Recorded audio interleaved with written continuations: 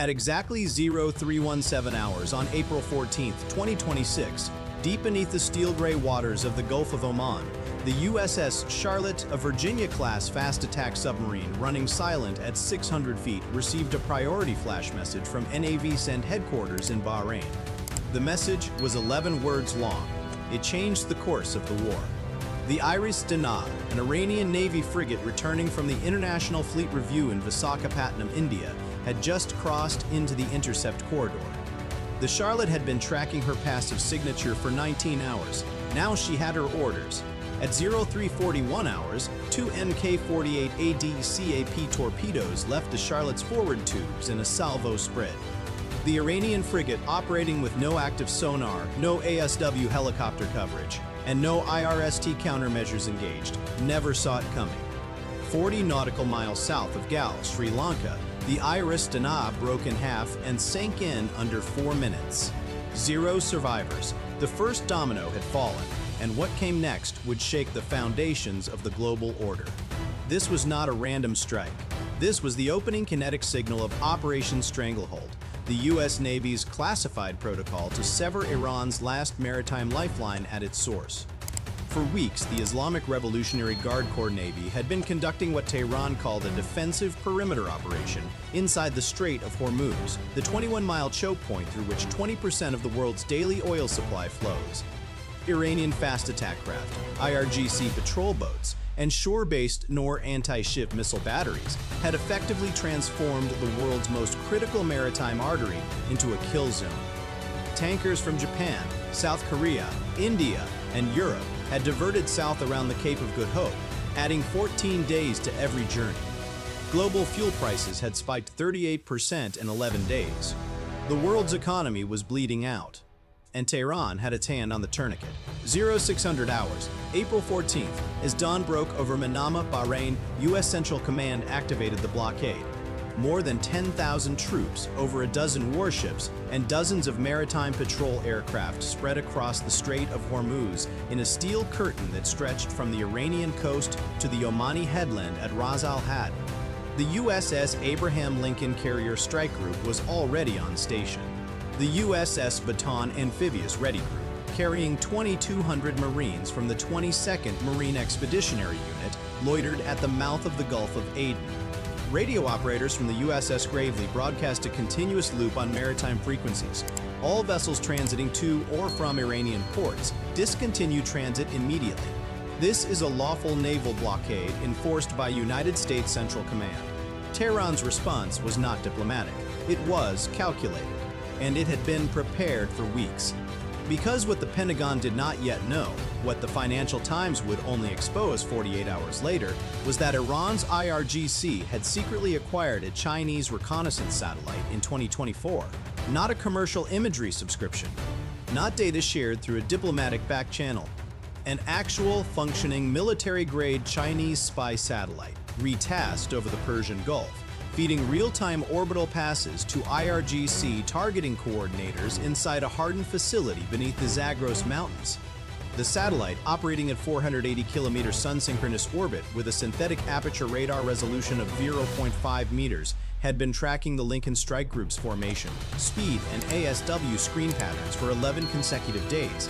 Every carrier maneuver, every destroyer picket position, every refueling rendezvous, all of it streamed live to the same generals who had just watched their frigate vanish from the radar plot.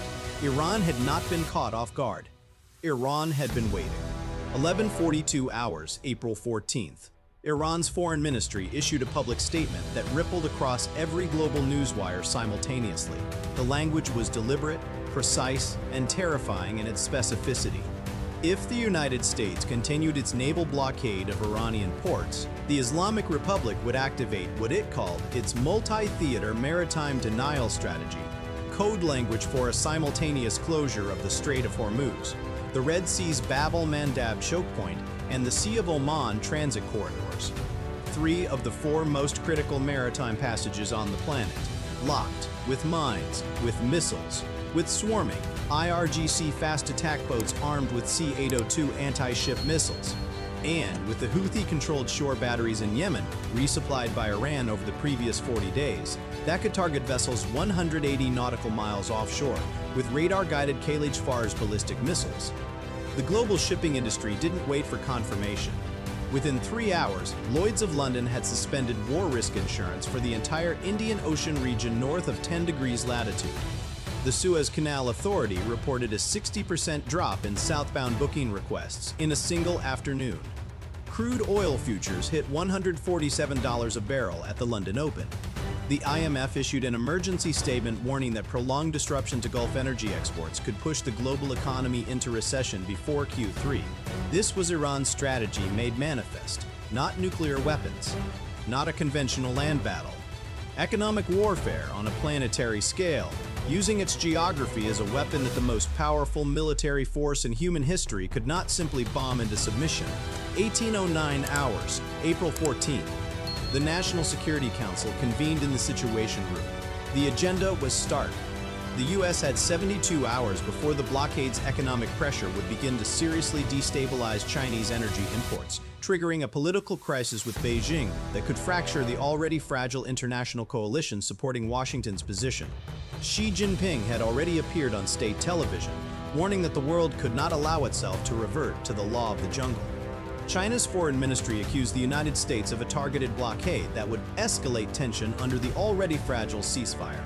The message to the White House was unmistakable. China would not let Iran be strangled indefinitely. Simultaneously, the USS Donald Cook, an Arleigh Burke-class guided missile destroyer operating as the forward picket of the Lincoln's ASW screen, was tracking 3 contacts on its SPY-1D radar that did not correlate to any vessel in its automatic identification system database. 3 ghost ships, running dark, no AIS, no transponder, no radio contact, moving in a coordinated formation at 14 knots, 40 nautical miles northeast of the blockade line. The Cook's Combat Information Center went to general quarters at 1823 hours. Her Mk-41 VLS cells cycled to standby. Her SH-60 Seahawk helicopters launched with active dipping sonar. Her electronic warfare suite, the AN/SLQ-32V, 6 SEWIP Block 3 began scanning for fire control radar missions. What they found changed the entire tactical picture. The 3 ghost vessels were not warships. They were converted cargo freighters, Iranian flagged under Comoros registration, loaded stem to stern with containerized Fate 110 short-range ballistic missiles. Not cruise missiles, not anti-ship missiles, ballistic trajectory weapons. Aimed not at the carrier strike group ships, aimed at the U.S. 5th Fleet Headquarters compound in Manama, Bahrain. 8 kilometers of reinforced urban infrastructure. 10,000 U.S. personnel ashore. Iran was not trying to sink a carrier.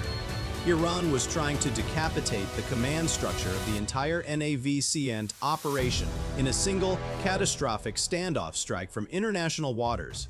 The lesson Moscow had learned trying to use ghost tankers in the Black Sea, Tehran had studied, adapted, and weaponized on an exponentially larger scale. 2047 hours, April 14th, 23 minutes before impact window. The USS Lake Erie, a Ticonderoga-class cruiser operating in the NAVCENT defensive perimeter, received J-stars targeting coordinates from an E-8C circling at 42,000 feet over central Saudi Arabia. Her AN/SPY-1A radar locked all 3 contacts simultaneously. Her commanding officer, Captain Dana Reyes, requested and received fire authority from NAVCENT in under 90 seconds, the fastest emergency ROE authorization in the history of the 5th Fleet.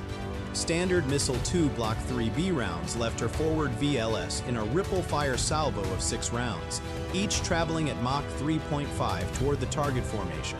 Simultaneously, 2 FA-18F Super Hornets from VFA-11 Red Rippers, operating off the Lincoln's angled deck with AGM-84H SLAM air standoff missiles, rolled in from the north at 1,200 feet to provide terminal redundancy. The attack was coordinated across 3 platforms in 2 domains. The ghost ships never launched. All 3 vessels were struck and burning within 11 minutes. The ballistic missile containers detonated in sympathetic explosions visible from the coast of Qatar, 110 nautical miles west. Bahrain had been 23 minutes from a catastrophe that would have rivaled the 1983 Beirut barracks bombing in American military history. The men and women aboard the Lake Erie had saved 10,000 lives before midnight. But Iran had more cards to play. 0215 hours, April 15th. 3 IRGC Ghadir-class midget submarines, operating in a Wolf-Pack formation inside the shallow water approaches to the Strait of Hormuz's southern channel, began a coordinated mine-laying operation. Using contact mines of the Sadaf type, a reverse-engineered Soviet MDSH design with an upgraded magnetic influence fusee, IRGC divers and the submarine's external mine deployment rails began seeding a 12 nautical mile channel with a staggered, randomized minefield pattern specifically designed to defeat standard MH543E Sea Dragon sweep sequences. The pattern had been prepared by IRGC naval engineers using algorithms developed with Chinese academic collaboration in 2023. It was not a barrier, it was a maze. By dawn, the passage that the U.S. blockade depended on for its own logistics resupply corridor, fuel, ammunition, food, was compromised. The USS Devastator and USS Scout, the Navy's two forward-deployed MCM vessels in the Gulf, were ordered to begin clearing operations immediately. Both vessels carried AN/AQS-2AA center systems and Mk-105 hydrofoil mine-sweeping sleds. At their operational clearance rate of 0.4 knots, the minefield would take between 11 and 14 days to fully clear. The blockade had been turned into a trap. Iran had not tried to fight the U.S. Navy head-to-head. It had locked the door from the inside. 0830 hours, April 15th, day 47 of the Iran War. As dawn broke over Manama, the White House released a statement through National Security Advisor Mike Waltz. Tone, measured. Subtext, urgent. The Trump administration felt good about prospects of a deal. A second round of talks would likely be held in Pakistan. The ceasefire, which had been in fragile effect since April 7th, was scheduled to expire on April 21st, 5 days. 120 hours. The entire global order balanced on a knife edge in Islamabad. But the diplomatic calendar was being actively undermined by the military reality on the ground.